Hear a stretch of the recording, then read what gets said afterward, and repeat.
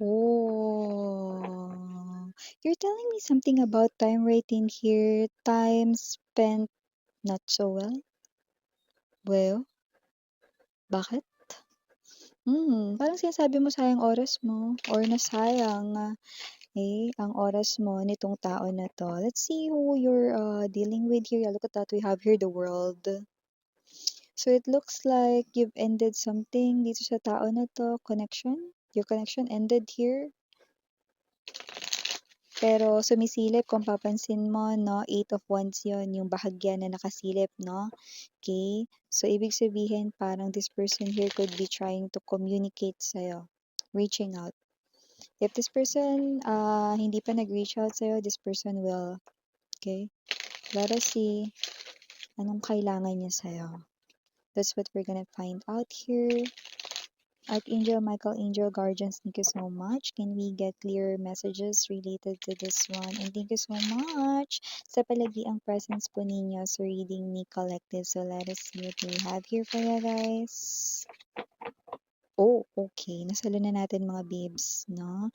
Alamin natin kung ano yung mga iba pang mga detalye dito.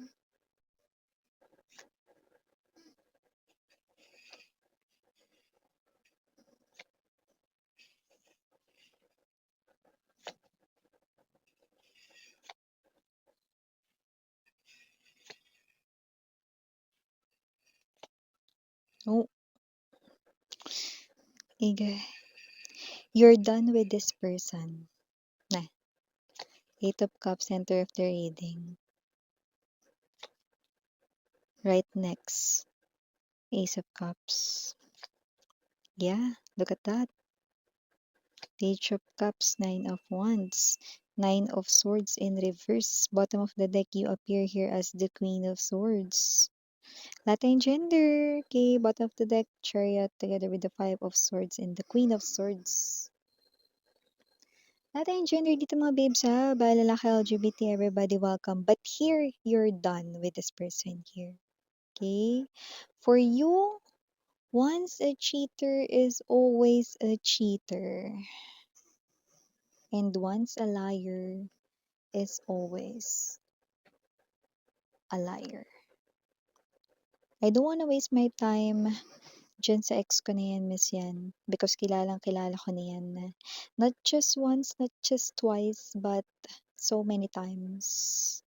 Okay? Kahit i-multiply pa yan, parang lampas pa sa multiplication table ng anak ko. Ilang beses akong sinaktan yan. Player na yan. Yeah, you're dealing here with a certified player. And this player happens to be your ex lover. So, nakikita ko dito that your ex right in here, no, ay nakikita ko nagbabalik sa buhay mo, but tinatanggihan mo siya. You're rejecting this person right in here, okay? Wag ako. Okay, you're like that. And I do see that kilalang-kilala mo na to hanggang sa kaibuturan ng buto niya. Kilalang-kilala mo na to. But this person here wants to have this second chance with you. Pero ang lito, wala masyadong effort to. Page of coins. And mukhang alam mo na ganyan talaga siya. Okay? So, nakikita ko dito na sinasabi mo na, alam ko na yan, pag tinanggap ko yan ngayon, miss yan, babalik yan, mga ilang linggo lang. Yung iba, mga ilang buwan lang, miss yan, babalik yan ulit.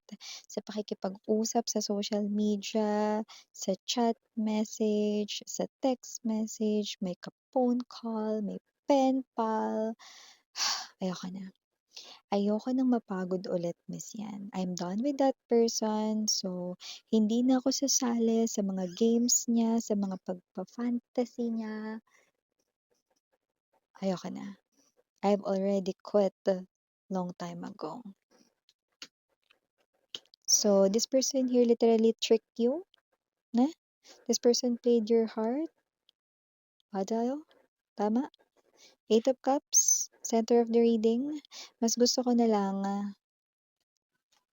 ng bagong pag-ibig. Kaysa bumalik dun, miss yan. Nakakita pa ako ng new beginning. Look at that. There's a sun. right there.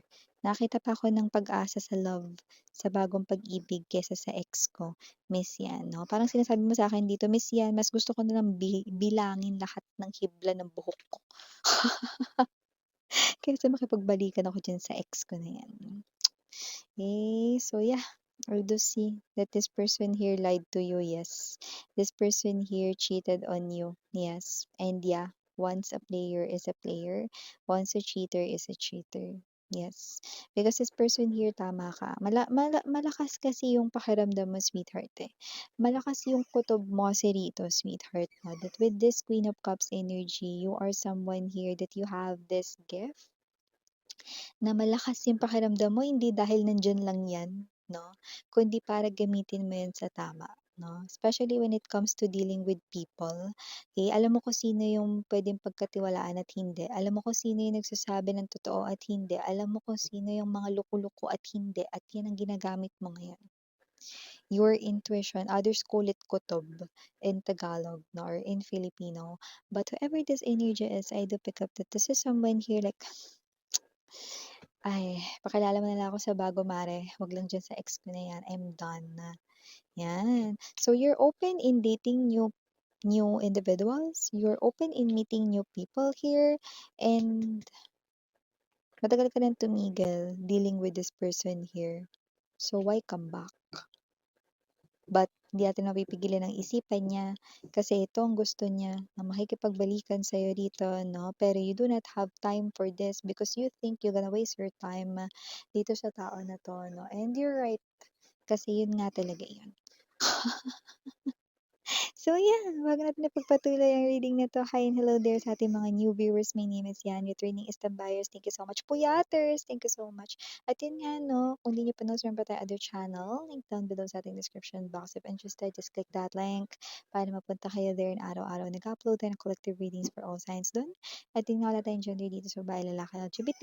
Lahat tayo welcome. Okay? You can also switch roles if you want because this is also possible na magkapalit-palit. Kasi general reading ito, and at the end of the day, lahat ay may free will, no? Like, it's totally up sa'yo kung gusto mo i-claim yung mensahe or hindi. So, here nakikita natin, no? That this person here ay someone na hindi lang talaga naging isang malaking sakit ng ulo sa'yo, kundi naging isa rin talagang balakid sa mga pangarap at gusto mong gawin. At saka isa pa, napaka-negatibo niyang tao. Parang lahat na lang ata ng sinasabi mo kinukontra niya. Hindi nakakatulong sa growth mo, kundi nakakainis siya.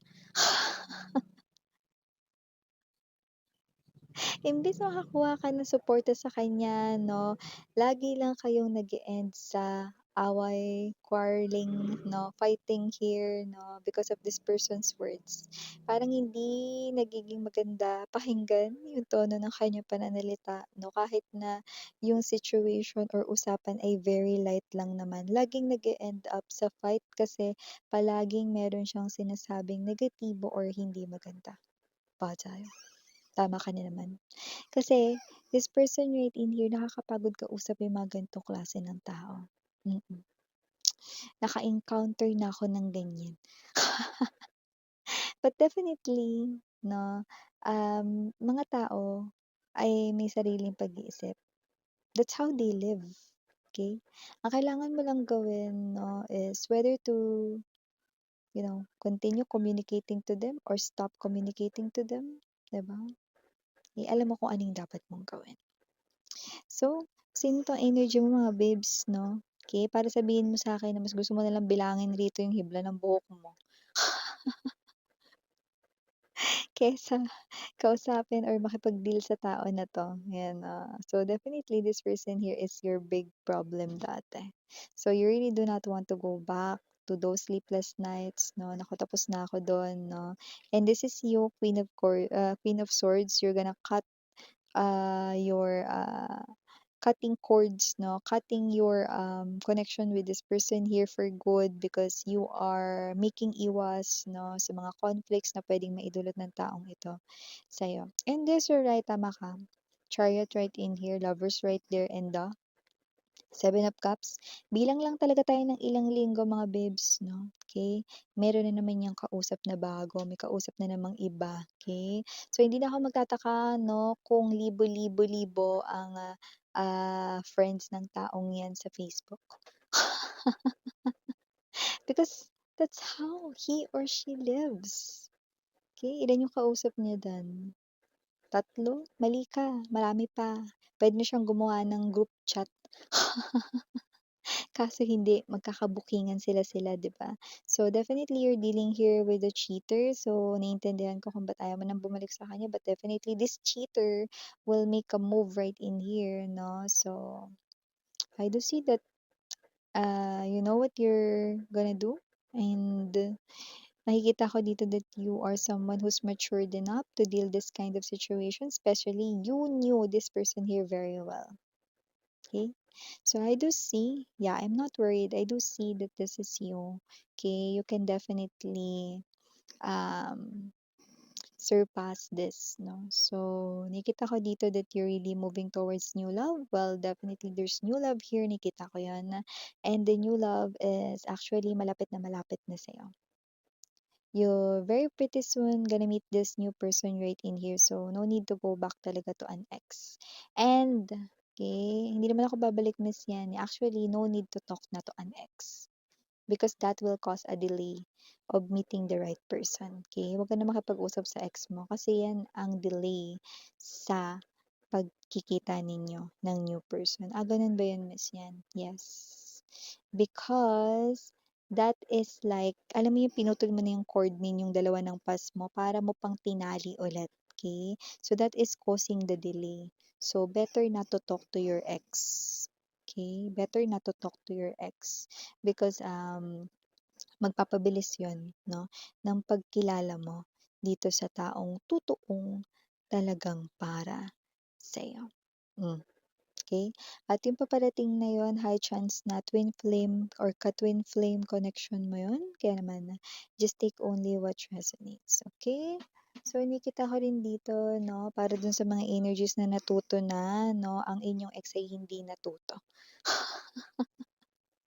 'Di na natuto, So, kasi naman 'tong energy na 'to 'no, hindi ko alam what's this person's deal, but I'm seeing that it's not love. Love? Pinapatawa niya ako. Of course, it's not love, kaya rito babalik siya sa life mo. It's not love 'no. This person here is trying to, you know, check something, okay, yun lang. After checking that, then talking to other girls na naman, talking to other women na naman, talking to other men na naman, 'di ba? So, this is so tiring for you guys, I know, okay? So, better not talk to this person here. Because if you truly knew this person here, you already knew what's gonna happen next, right? So, for the initials right in here, yes, we have here capital letter K, capital letter R, capital letter J, capital letter D, capital letter C, capital letter Y, and capital letter N.